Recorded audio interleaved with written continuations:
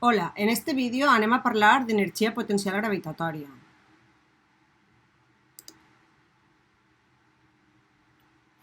L'energia és la capacitat que té un sistema per a produir un treball. El concepte d'energia potencial apareix en els sinus dels camps conservatius per a definir l'energia que té una massa pel fet de trobar-se en una determinada posició dins del camp de forces. Un camp de forces és conservatiu quan el treball realitzat per les forces del camp per a desplaçar una massa d'un punt a un altre no depèn de la trajectòria, sinó únicament de la posició inicial i final. El camp gravitatori és un camp conservatiu. Per als camps conservatius, el treball necessari per a desplaçar un cos entre dos punts es pot expressar com la diferència d'energia potencial entre eixos dos punts. Per tant, l'energia potencial gravitatòria en un punt P es defineix com el treball que han de realitzar les forces del camp per aportar una massa m des de l'infinit fins a aquest punt.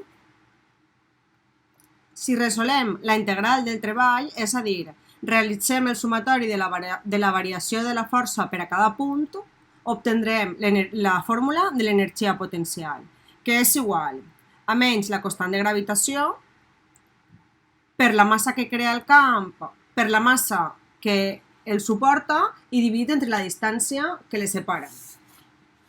El valor de l'energia potencial és un número escalar i les seues unitats del sistema internacional són els joules.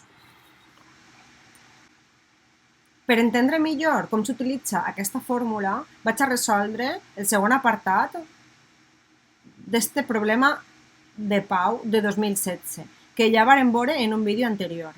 El problema ens dia: se situen dos cossos de massa M1 igual a 2 kg i M2 igual a 4 kg en dos vèrtexs d'un triangle equilàter de costat D igual a 2 metres. Calculeu el camp gravitatori en el tercer vèrtex, que és el punt P, a causa de cada una de les masses i el camp total.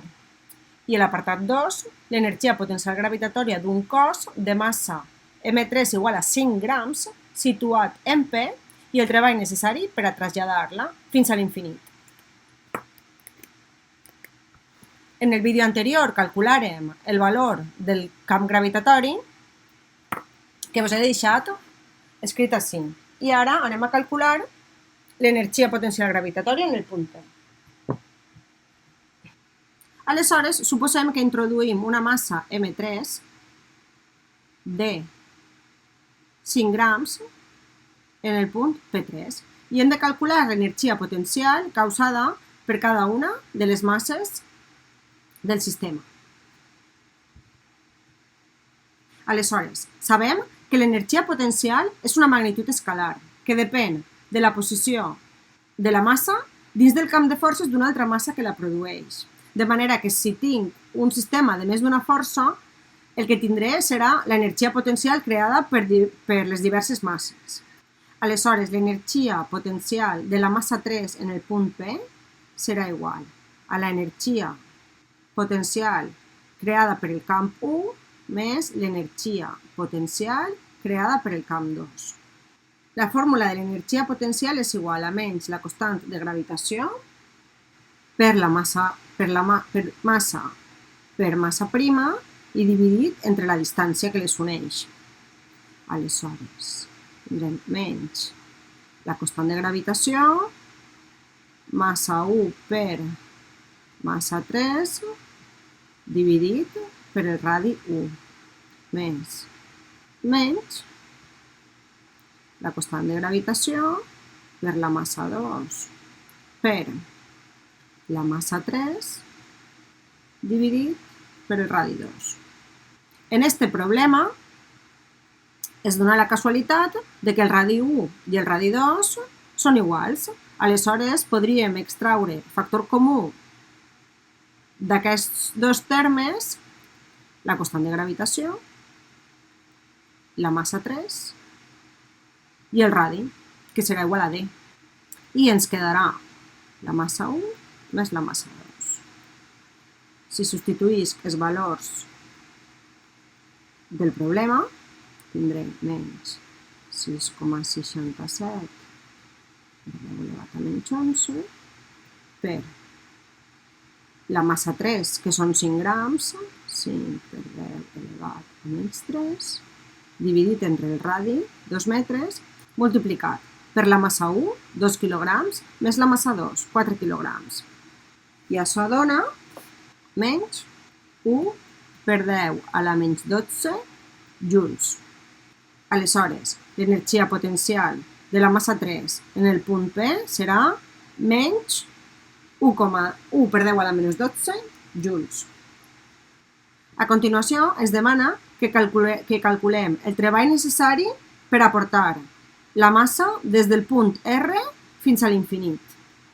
El treball ve definit com menys la diferència d'energia potencial.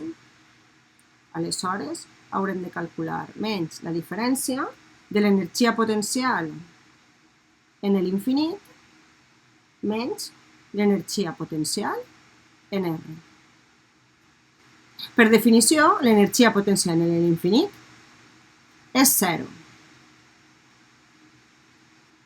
Aleshores, el treball realitzat serà menys per menys més l'energia potencial en el punt R, que serà igual a menys 1 per 10 a la menys 12 joules. Treball realitzat menys 1 per 10 a la menys 12 joules.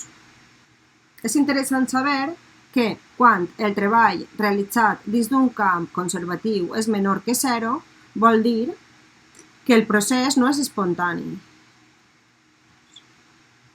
És a dir, que està realitzat per forces externes.